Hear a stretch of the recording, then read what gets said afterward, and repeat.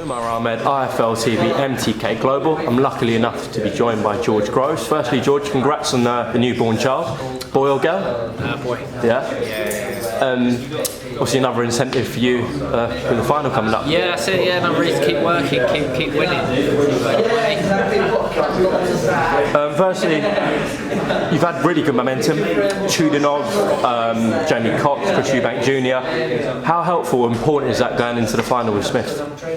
Yeah, great. I mean, I've been boxing well, strength to strength. I feel my performances, and obviously the setback outside of actually competing, which was my shoulder. But I mean, the training's been responding really well. Shoulder's been doing great. Back sparring. Finally got a date to work towards, which is always going to be important. And it's a date that suits me perfectly. And away we go. So yeah, I mean, I'm in a great run of form. Couldn't ask for more. So obviously, no secret that the WBSS took quite long for a date to be finalised. How worried were you they'd find the replacement for you in the final? Still, obviously, Chris EUBANK Jr. I don't think so. I think once they had,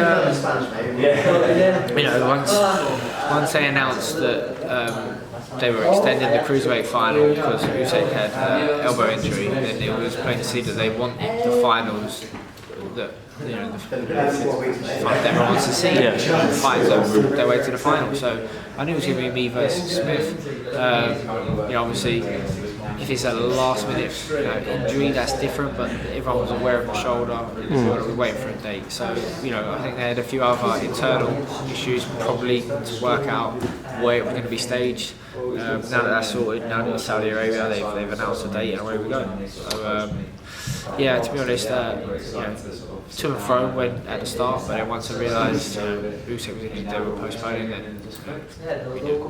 Everything ran sort of smoothly prior to that. Was it frustrating though, waiting for a date? Yeah. I mean, it always is for every fighter. You want to know when you're fighting. You want to know what you should be doing.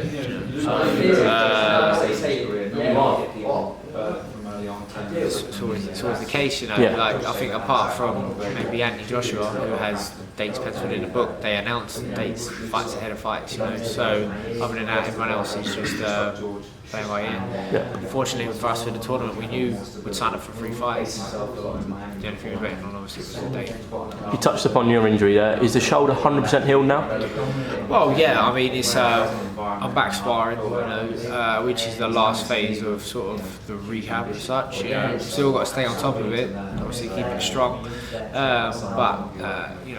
I'm in a much better place than I was a few months ago, and definitely a better place than I was in February, March. So it's not a quick thing to get over, and it's obviously I'm going to give myself the best opportunity to be able to compete to my very best.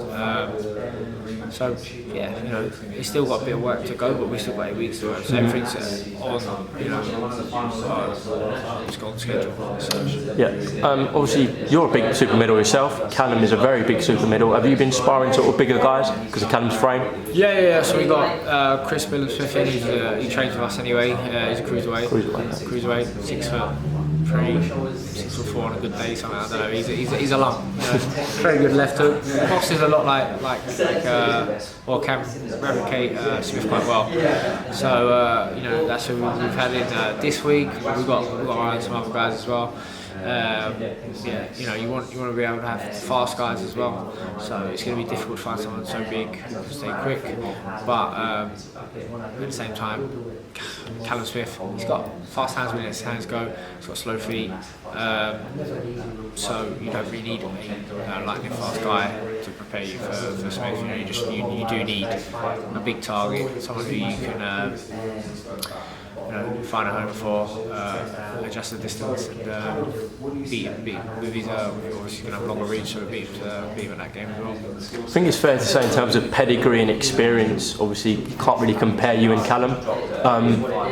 How important is that? How crucial do you think that will stand you in stead for the final? Well, you know, I've been involved in some big fights, big occasions. Certainly have more experience than he does at that stage, but you know, it's not the be all end all in a fight, obviously. But I believe I'm a better fighter than him. You know, I just. There's many other ways I've got it being. So you know, I've got to be on my A game, like I am with everyone. Yeah. Different sort of fight from my last couple of fights where I had a size advantage. This time the guy is big. You know, he's probably too big. You know, that's why you see when you see him fight, he always dies to death after 3 rounds, switches off, can't focus. So you know, maybe he's struggling to make weight more than he should be. So you know, that. We're not going to bank on that, but we are going to make it work. So he's a big lump, he's a big frame. He's rightfully got to the final off his wins, but he hasn't had to fight the competition that I've had to, and he hasn't been in the same level of competition that I have. So fair enough. Yeah. Before the tournament started, apart from yourself, obviously, did you see sort of Callum Smith as the best fighter in the tournament? When the draw was done, I thought he'd get to the final. I thought he'd beat Braemar. I thought he'd beat Scotland. I thought he should beat Scotland a lot cleaner than he did. Obviously, then he boxed the kickboxer, yeah. Late replacement, but you know, should never have really been in there, and struggled with him as well. But he'll blame late notice changes and stuff like that for that. But yeah, I expect him to get to the final. But I've got to be honest, when I signed up, I thought I was going to be like Usyk, I was going to have every belt at the end of it. They didn't manage to get all the champions in. I think a lot of champions didn't like the idea of signing up for a tournament where they lost a lot of control. So shame for me. But exciting for me is that Callum Smith now managed to pick up the WBC Diamond belt. So this is a unification. We'll come out as a WBC Ring Magazine belt as well on the line. Ring Magazine's now added. So I mean, that's the Holy Grail, prestigious belt. Can't wait. Obviously, there was a lot of talk about the location of the fight. It's been announced it's in Jeddah. You a little bit surprised at that? What did you make of that?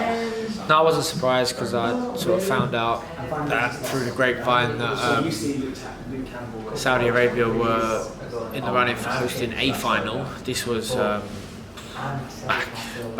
you know, at the start of the year. Oh, okay. We just assumed it would be the cruiserweights, and then once they decided on Russia, then are they going to go with the Saudi deal, or are they going to save that or buy it off and look to make money in the UK, deliver for obviously everyone wants to come and see it. It's much easier to come to a fight in London or Manchester than it is in Jeddah. But they've decided Jeddah, so that's that. we don't mind. It's just the fight, we knew when we signed up that it could be anywhere. It could be on the moon. It doesn't matter. But you don't care. It's just the fight. It's just a fight. Yeah. You know, I don't need to fight in my backyard. You know, I've fought all around the world. I've been involved in so many different fights now and performed. So, you know, whether it's a great crowd, soft crowd, a hostile crowd, you know, no crowd, it doesn't matter to me. Just going to do business. Of course. Moving away from you for a bit, what do you make of James DeGALE vacating his IBF strap? Yeah, he's vacating because he doesn't want to fight his mandatory. Who's Cat's guy? Yeah. If you were in that position, would you have even thought about vacating? If I was James DeGALE, if you're James DeGALE, then maybe you should. Do you know what I mean? That guy's going to go for him like bar. So, for what he says, like no money, he wants big money fights. I don't know where they are for him, especially not with a belt. So there was talk of him fighting EUBANK Jr., you know, which probably could do good numbers on pay-per-view. But Junior, I think, is tied into the tournament still as a late replacement. So whether they put both them two on in Jeddah, again, that won't be for the money that he wants. And again, EUBANK might like to beat him. He could fight Billy Joe Saunders, that was talked about, but for no belt, what weight. You can fight Rocky Fielding now. That would be the fight that I believe you look for. He won't get paid well for it, but he would be confident of beating Rocky Fielding. and obviously then he's got a belt and he's got something to bargain with. Yeah. You know, a few years ago, it would be a easy fight. I'm sure most people would agree with that. But now, fielding DeGALE's 50-50. So, well. Yeah. You just mentioned Rocky Fielding there. Just a word on him on winning world title out in Germany against Zoiga. Yeah, brilliant. You know, confusing for most. We're both WBA world champions. Feel it's funny. Saul would have had a world champion. For the entire time I've been with him, and I just never thought to fight him, you know, or fight one of them. It was Abraham or someone else, and then Zoiga. I should have fought Zoiga all them years ago, do you know what I mean? And then I was a world champion, but it was meant to be. I had to fight Fortuna instead. So fair play to Rocky. He obviously went out to Germany, won the belt. I'm not sure if Zoiga wants a rematch or not. From the gist of him, he's pretty casual about his boxing stuff. Doesn't seem too fussed about it. So I'm not sure what's next for Fielding, but well done to him. He's won a world title. We can add his name to the list. True. Lastly, whether you win or lose against Callum Smith, is there a possibility you could retire? I don't think I'm going to lose, so it's difficult to answer. Okay, let's say even if you win. If I lost, I suppose both ways there is a possibility. Do you know what I mean? Winning would be a great way to win and go out boxing, but the likelihood it would be that I still want to box on. It'd be a great way to finish a career in the alley trophy, but no doubt I've got a few more fights left in me, so I don't think that'll be it. Okay, George, I appreciate your time on IFL today. Thanks for talking to us. Any final message for Callum Smith, perhaps? No, nothing for Callum Smith. Get your visas in. Apparently it's quite difficult. I don't know. Like, hope you ain't got a criminal record or any other problem. No drink, no women. Anything else we should remember? I can't remember. No, that's that. See you out there. Okay, George, thanks for talking to IFL. I'm sure we'll catch up with you soon. Top man.